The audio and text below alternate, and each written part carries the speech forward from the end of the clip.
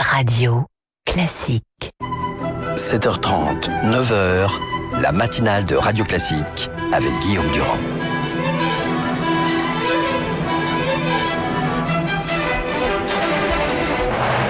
L'invité politique sur Radio Classique.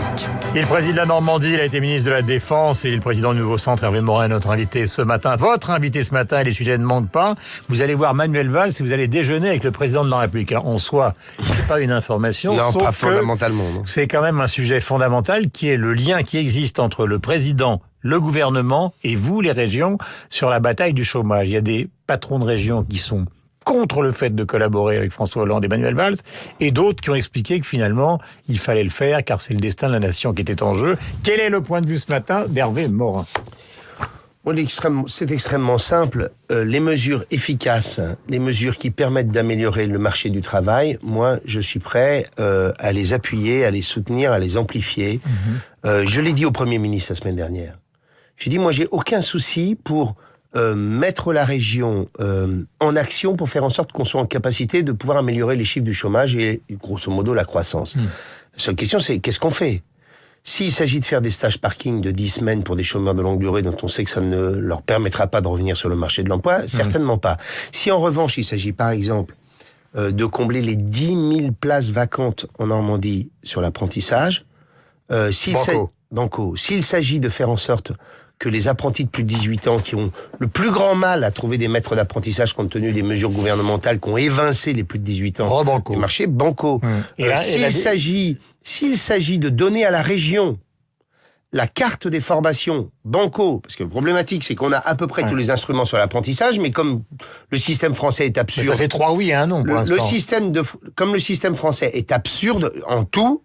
Parce que comme les gouvernances sont d'une complexité ahurissante, je veux dire, la problématique d'un président de région qui vient d'être élu, qui veut mettre beaucoup d'énergie dans des politiques économiques, des politiques sur la formation, c'est l'édredon ahurissant que représente le système public français qui fait qu'il faut mettre... Mais le président de la République, il est responsable de quoi dans cet édredon ? Donc, je prends l'apprentissage, on est compétent sur la totalité du spectre, sauf qu'au moment où il s'agit de déterminer les cartes de formation, c'est-à-dire là où on met la formation sur la métallurgie, là où on met la formation sur la restauration, là où on met, etc., là il faut discuter avec l'État. Et donc on revient dans les problématiques des lycées, des postes de l'éducation nationale qu'il faut préserver, etc., etc. Or, il faut construire bien entendu une carte de formation. Si vous faites ce constat-là ce matin avec Valls et avec le président pour l'heure du déjeuner, vous n'allez pas avancer énormément. Non, mais l'administration... Oui, mais ça... Mais non, prenons un exemple, la dégressivité. Par exemple, si vous demande Morin, qu'est-ce que vous pensez de la dégressivité, par exemple, de l'indemnisation du chômage, qu'est-ce que vous lui répondez ? Imaginez 5 secondes, faites un grand effort d'imagination,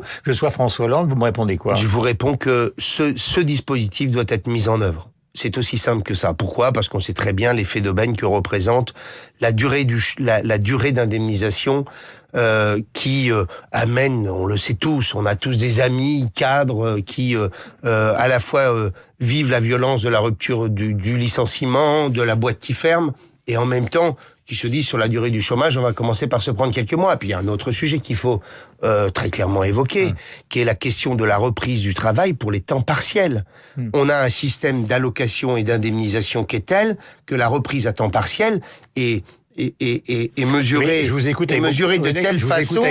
Mais dans cette rencontre et ce déjeuner, bon, si vous dites, lui, il va vous répondre quoi ? Il va vous répondre le PAC, le CICE, on fait des efforts, etc. Tout ça, ce sont des usines à gaz dont on sait qu'elles ne marchent pas. C'est les mêmes recettes depuis 20 ans, les mêmes recettes qui ne fonctionnent pas. Donc ce déjeuner va ne servir à rien. Non, parce que Manuel Valls, la semaine dernière, m'a dit, je me souviens ce qu'il a dit, je suis ouvert à tout, je suis ouvert à des expérimentations, je suis ouvert au fait qu'on puisse attribuer aux régions la totalité d'une compétence. Vous prenez la question de l'orientation. Dans la loi de décentralisation, on nous met le service public d'orientation. Sauf que l'orientation elle-même, elle reste du domaine de l'éducation nationale. Donc moi, j'ai envie de lui dire à chaque fois, simplifions le système, attribuons pleinement et totalement des compétences à un échelon ou à un autre, à une personne morale ou à une autre, mais cessons d'être dans des systèmes tellement croisés qu'ils contribuent à l'inaction et à l'inertie. Donc vous n'allez pas à ce déjeuner avec le président de la République à la guerre, vous allez dans Pas le du dialogue. tout.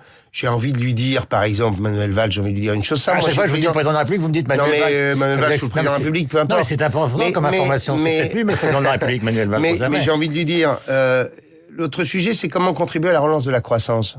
J'ai envie de dire une chose simple. En Normandie, on a des trains qui marchent pas. On a une SNCF qui est incapable de donner un service convenable aux Normands qui tous les jours vont bosser à Paris.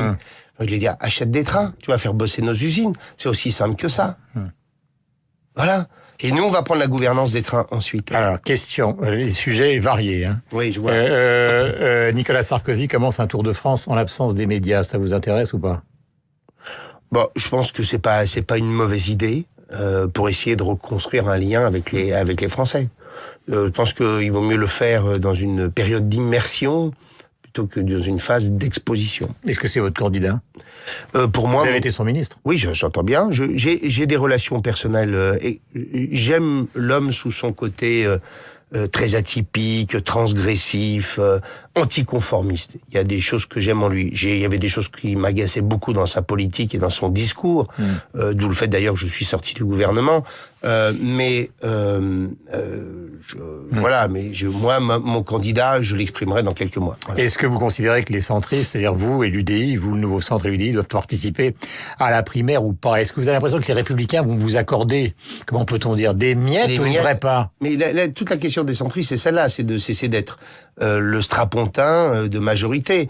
Et pour nous, la question, c'est pas le combat de la présidentielle. La question, c'est la question du combat législatif, des législatives qui auront lieu. Et là, ils vous écoutent ou ils vous considèrent comme des petits enfants? Moi, je sais que Jean-Christophe Lagarde a vu Nicolas Sarkozy la semaine dernière. J'attends de savoir ce qu'ils nous disent. Mais très clairement, je prends deux exemples. Qui défendait l'idée de la transformation des 35 heures bien avant tout le monde? C'est moi, quand j'étais président du Nouveau Centre, entre 2007 et 2012. Qui défendait la TVA sociale bien avant que les Républicains ne finissent par trouver la mesure bonne? C'est nous. Et donc, ce qu'il nous faut, c'est une majorité dans laquelle on puisse être entendu suffisamment. Ça veut dire que la clé, c'est le Parlement, c'est l'Assemblée nationale. Combien de députés vous voulez? Je sais pas, c'est pas un nombre, c'est... moi, je vais vous en siffler un 50. Oui, mais j'allais dire que la question, c'est simplement d'être en capacité d'être entendu dans les grands débats et les grandes orientations politiques, parce qu'on est plus intelligent à plusieurs. J'ai de la mémoire, en 2004, le seul qui a fait baisser le chômage, c'était un centriste, il avait un nom, Jean-Louis Borloo. Est-ce qu'il faut qu'il revienne? Parce qu'on a complètement oublié tout ça. Hein. C'était quand même il y a un peu plus de 10 ans. Pendant pratiquement un an, le chômage a baissé avec Breton, Borloo... Oui, écoutez, moi, est-ce qu'il faut que Borloo revienne pour porter une candidature centriste? Je pense que Jean-Louis a toute sa place dans le débat politique de l'année qui vient. Après, c'est sa décision, elle lui est personnelle. Parce qu'il semble qu'il veuille revenir. Je lis ça dans la presse. Ah bon? Oui. Ça n'a pas l'air de vous... Si, moi, j'ai toujours dit j'ai toujours dit que le candidat qui était en capacité de faire entendre la voix du centre, c'était lui. C'est soit lui, soit François Bayrou. Voilà. Il y en a que deux qui représentent le centre aujourd'hui. Dernière question, c'est la plus importante. On a beaucoup reproché, en termes d'ailleurs la gauche, hein, vous en parlerez peut-être avec François Hollande à l'heure du déjeuner, vous a beaucoup reproché et à Nicolas Sarkozy d'avoir baissé les effectifs policiers et à vous et à d'autres d'avoir fermé des régiments alors qu'ils sont en train d'augmenter le nombre des régiments, d'augmenter les crédits de la défense pour une raison, qui est quand même encore plus importante que ces chicayas politiques, c'est que maintenant on est parti pour une longue guerre contre Daesh, et que même, c'est la une du Figaro ce matin, le pouvoir avec ses alliés envisage de mener la guerre en Libye. Est-ce que ça vous paraît logique et fondamental pour la sécurité? En effet, on a réduit les effectifs, mais deux, on a très largement augmenté les crédits militaires d'équipement, parce qu'avoir des régiments qui ne peuvent ni s'entraîner, ni se former, ni être équipés, vous voudrez bien me dire à quoi ça sert. Quand on a des taux de disponibilité du matériel extrêmement faibles parce qu'on est incapable d'entretenir le matériel, ça n'a pas beaucoup de sens. Et donc l'effort que nous avons effectué avec Nicolas Sarkozy, ça a été de réduire les échelons intermédiaires, de mutualiser, externaliser, pour dégager de la marge dans l'investissement et pour améliorer la solde des militaires aussi et du personnel. Mais ce matin, la question centrale, c'est celle de affaibli les choses. Non, mais je réponds à ça parce que c'est quand même pas une petite chose. Deuxième élément, il est très clair que une intervention militaire en Libye, je dis que ça doit être une intervention qui s'effectue dans un cadre international. C'est ce qu'ils cherchent, visiblement. Oui, enfin, je sais que pour tous les pays, aujourd'hui, remettre le pied en Libye, c'est pas une petite histoire, parce que à chaque fois que nous avons mis le pied dans un pays, on en est sorti très mal depuis 20 ans. Donc, je veux bien que on puisse se poser cette question-là, mais je veux aussi qu'on ait en mémoire que l'intervention occidentale en Irak a déstabilisé la société irakienne en profondeur, que malheureusement l'intervention en Afghanistan n'a absolument rien réglé, et que donc intervenir en Libye dans un pays totalement disloqué. Vous avez oublié celle que vous avez connue, c'était l'intervention en Libye avec Nicolas Sarkozy, quand même. Oui, enfin moi j'étais pas à la défense, mais c'était une intervention aérienne, et on voit bien. Une erreur. C'est toujours facile de dire ça dans le même. Mais oui, c'est après coup, c'est toujours facile de dire c'était une erreur. En réalité, à l'époque, il y avait la plupart de la communauté internationale qui considérait qu'on pouvait pas laisser un tyran assassiner son peuple. À Benghazi. Faut pas l'oublier. Donc, vous avez quand même des réserves. Il faut être prudent sur l'histoire de la Libye. Oui, parce que ce sont des opérations dans lesquelles on est très mal adapté. Nos armées sont très mal adaptées aux conflits asymétriques, aux guerres qui sont avec des forces qui sont très mobiles, très peu armées, mais redoutables par les moyens qu'elles peuvent développer. Et donc, c'est compliqué à mettre en œuvre.